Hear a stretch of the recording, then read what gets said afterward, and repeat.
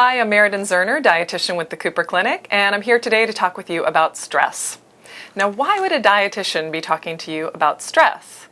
Well, because stress actually has a direct and an indirect effect on your weight, and more specifically your waistline. One of the most annoying signs of stress would be an expanding waistline.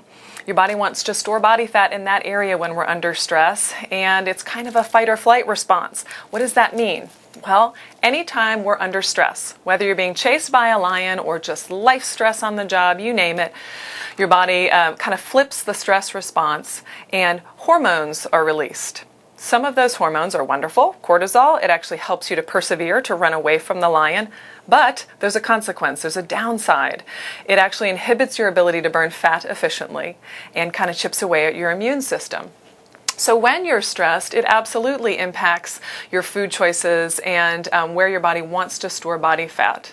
So when we look at stress management, we do look at it as a weight management tool. A couple things to think about here. We tend to crave carbohydrates, right? Comfort foods when we're under stress. There's a reason for that. It's almost a gentle form of self-medication, if you will, because through the brain and the serotonin pathway in the brain, starch and sugar, or carbohydrates, actually give you a release, a sense of calmness and sleepiness.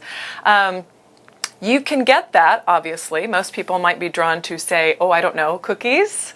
Or I've heard, people might be interested in chocolate when they're under stress. Absolutely, you are getting a chemical positive response in the brain, but you can get that same response with, say, a piece of whole grain toast, with a glass of milk, with a nice bowl of cereal. And it's not going to have the calorie consequences that you would have, obviously, with the cookies and the chocolate. So know that you can tap into that brain pathway and get the calmness and the feel-good feelings with carbohydrate, but maybe, obviously, a better quality carbohydrate. I'm sure you know that exercise would be helpful, and I'm sure you know that some of the deep breathing techniques and yoga would be helpful as well. Sleep is something to discuss as well. When you get too little sleep, and we're hoping for 7 to 9 hours optimally, too little sleep rather, increases your appetite hormones. Ghrelin in your stomach will be increased by approximately 22%, so you will feel more hungry, you will be more drawn to eat. So the more you can get sleep, yes, we get muscular repair, we can probably make better choices when we're not tired, but you actually help manage your hunger hormones more effectively. So very important to kind of look at your lifestyle and figure out, can I get a little more sleep while I'm under stress? And don't make things hard for yourself. If you're in a stressful situation, or you know that this next chapter of your life is going to be a little bit tougher than usual, I probably wouldn't have the cakes lying around. I probably wouldn't have some of your challenge foods at eye level in your pantry or your fridge. Get rid of those for now and know that you can bring them back in later. But if they're there, we'll eat them. That's what the science shows. If we see it, we're more apt to eat it.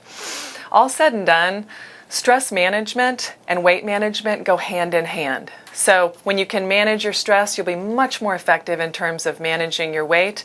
And oh, by the way, your mood will improve as well.